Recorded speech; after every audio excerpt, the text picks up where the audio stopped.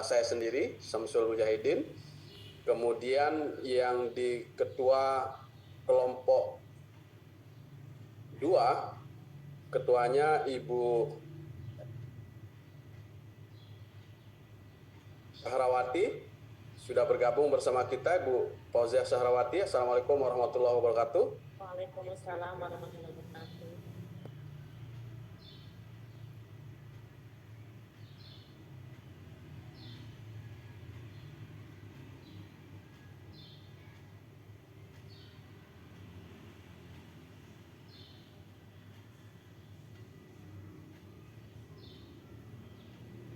Ya, ini Ketua Pokja yang mengurus Angkatan 2 program PSP, Bu Fauziah. Apa kabarnya, Bu Fauziah? Baik. Alhamdulillah, terima kasih. Kemudian Ketua Tim Pokja Angkatan 3 PSP, kami sapa Pak Dr. Ibnu Wahyudi Riyadi. Beliau saat ini masih berada di Jogja, tapi mudah-mudahan sudah bergabung bersama kita. Assalamualaikum Mas Ibnu.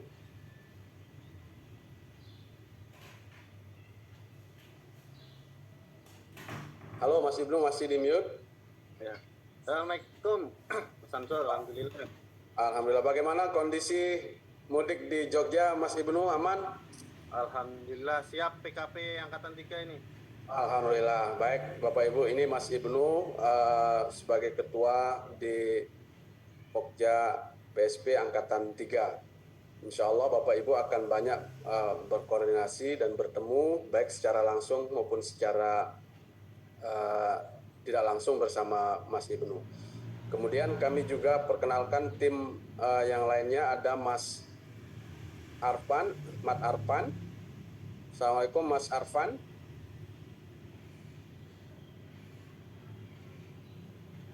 Mas Arfan ini juga yang mengawal PSP Angkatan 1.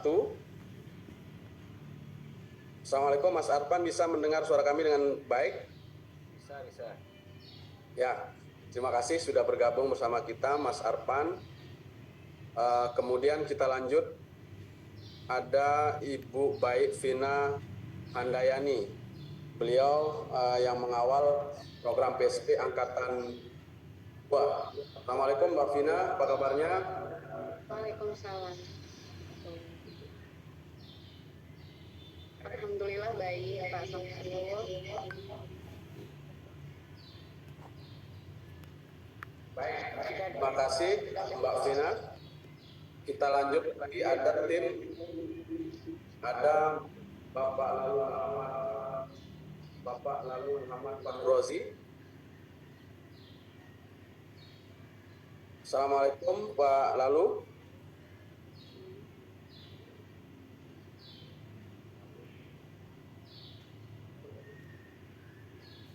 Sekali lagi kami menyapa Bapak Lalu Muhammad Fahrozi. Beliau sebagai tim di PSP Angkatan 3 bersama dengan Mas Ibnu sudah bergabung bersama kita.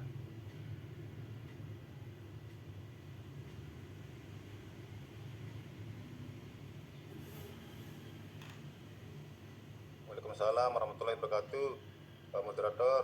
Oke, alhamdulillah sudah bergabung. Beliau adalah tim yang mengawal juga di Pokja di PSP Angkatan 3. Kemudian kita lanjut, sapa lagi, tim kita tinggal 2 orang ini. Ada Bapak Muhammad Irfan, Pak Haji Muhammad Irfan.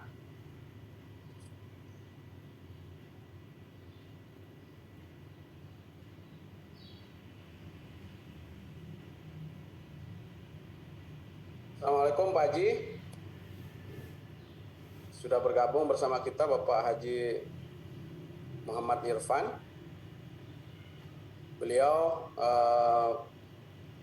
tim di PSP Angkatan 1.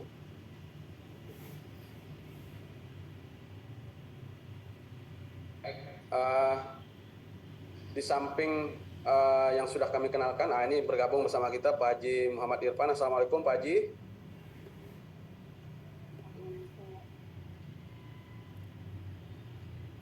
Masih mute, Pak Haji. Mudah-mudahan bisa mendengar suara kami dengan baik. Kami sapa lagi tim kita yang mengawal program sekolah penggerak. Ada Mas Suharlianto. Assalamualaikum Mas Suharlianto. Waalaikumsalam. Baik, terima kasih. Sehat Mas Yanto, bisa mendengar suara kami dengan baik? Bagus suaranya. Alhamdulillah. Kemudian kami juga dibantu oleh tim administrasi yang mengurus bagian administrasi. Ada Mbak Prita. Assalamualaikum Mbak Prita.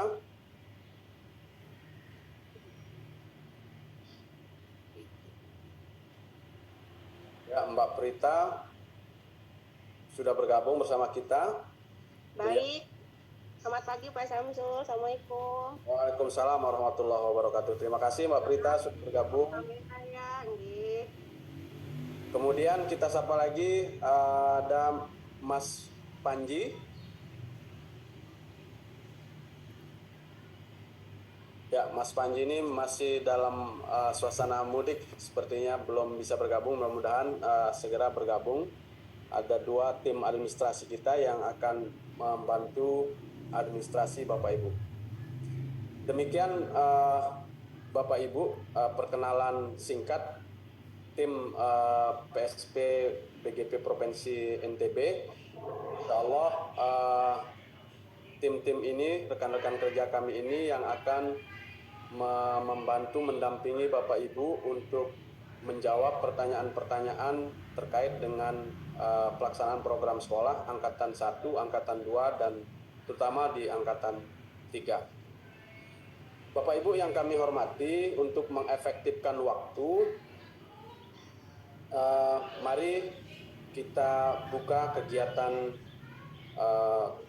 PSP kita pada pagi hari ini dengan bersama-sama melafazkan basmalah.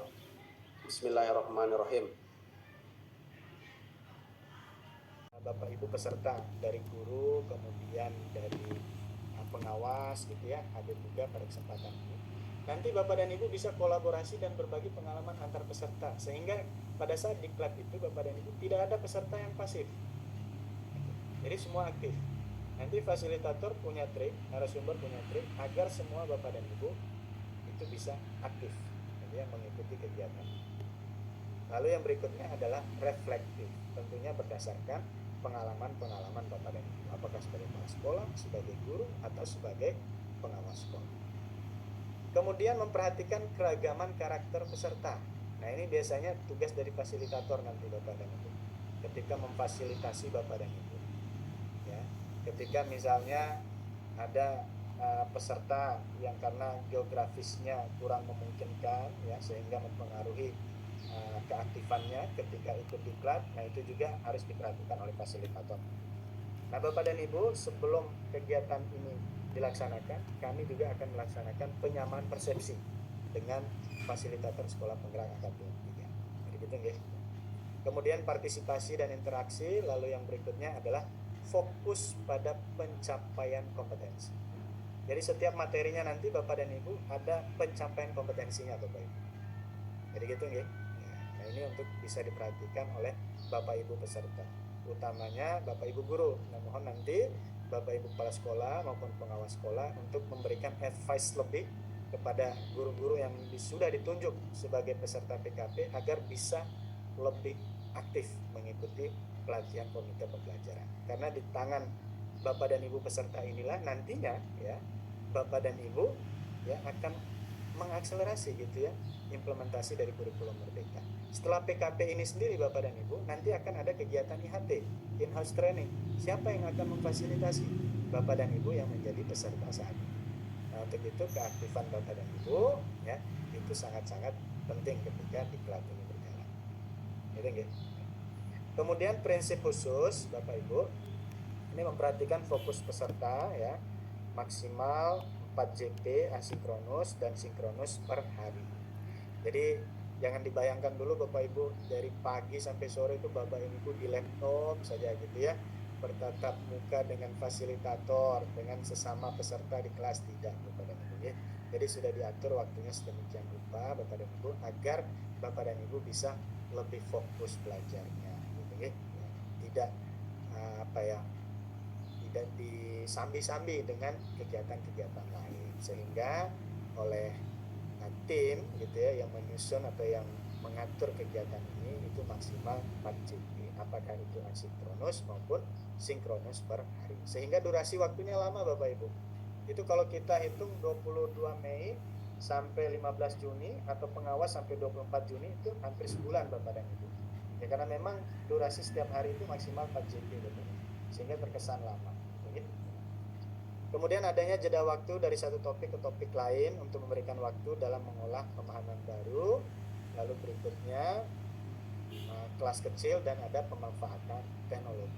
Nah, mudah-mudahan sekali lagi Bapak dan Ibu yang ditunjuk menjadi peserta PKP ini adalah rekan-rekan guru gitu ya, yang sudah familiar, yang sudah terbiasa dengan platform teknologi saat ini. Ya minimal bisa menghidupkan gitu ya, mengaktifkan Zoom, Jmeet, terlebih lagi bisa memanfaatkan platform-platform lain seperti Jamboard begitu Bapak Ibu. Karena nanti akan banyak platform teknologi yang digunakan oleh narasumber gitu ya untuk Bapak dan Ibu ya memahami lebih dalam materi-materi yang akan disampaikan oleh fasilitator.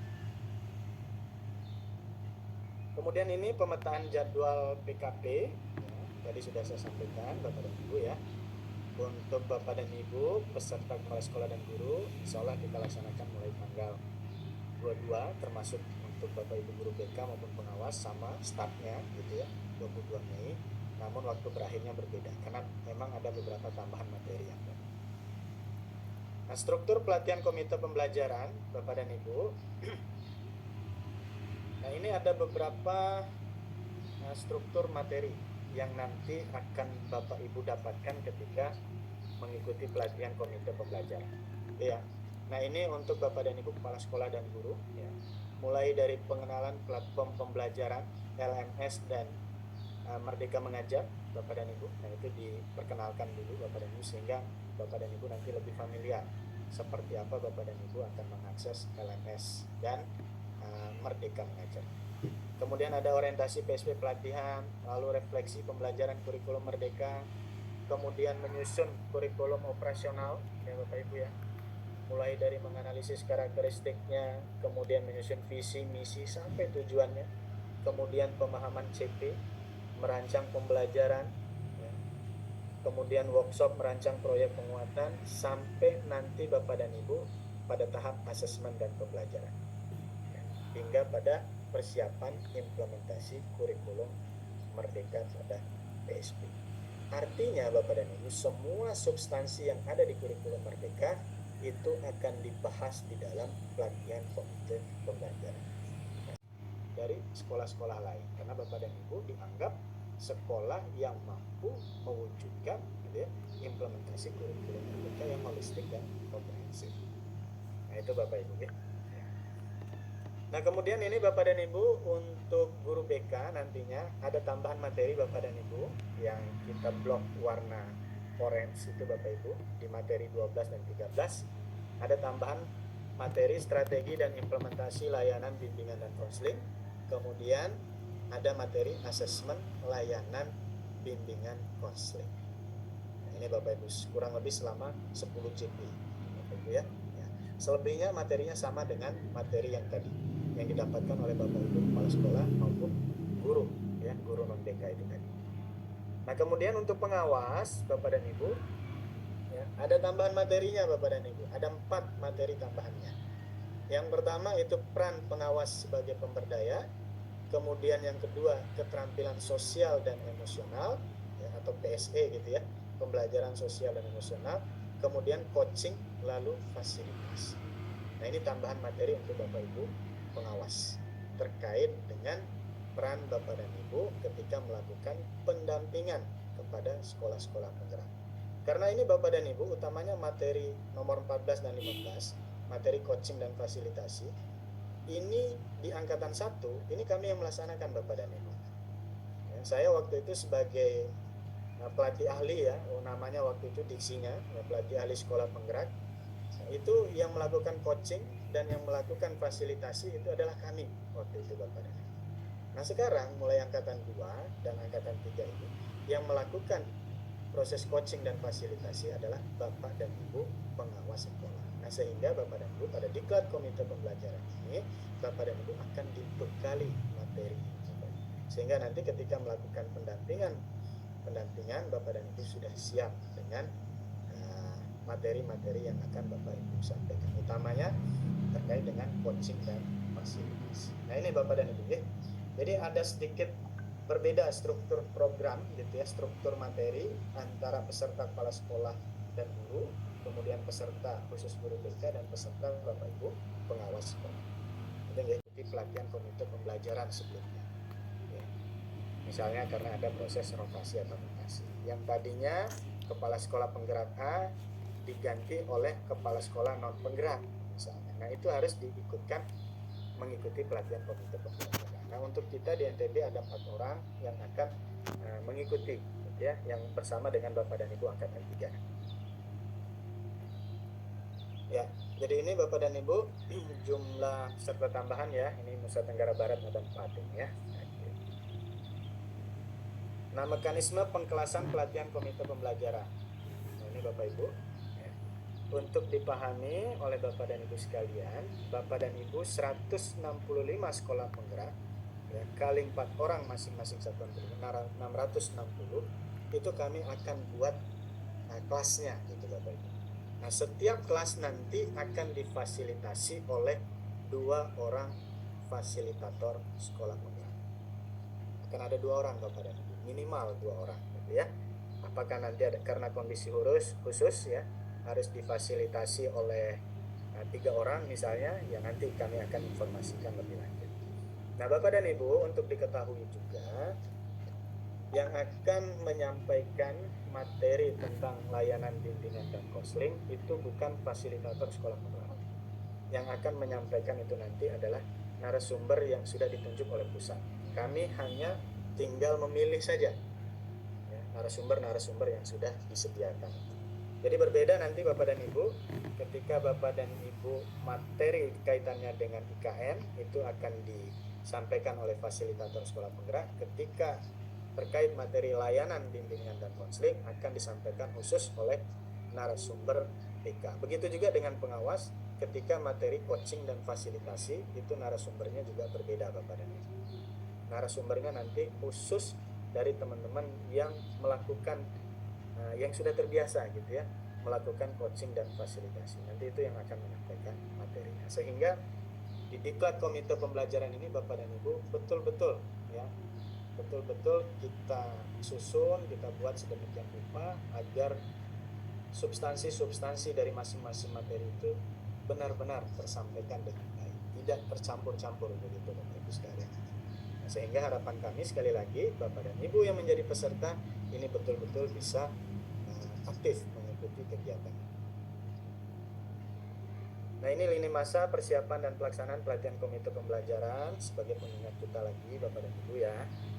Saat ini Bapak dan Ibu kita ada di nomor 3, di tahap ketiga Bapak dan Ibu.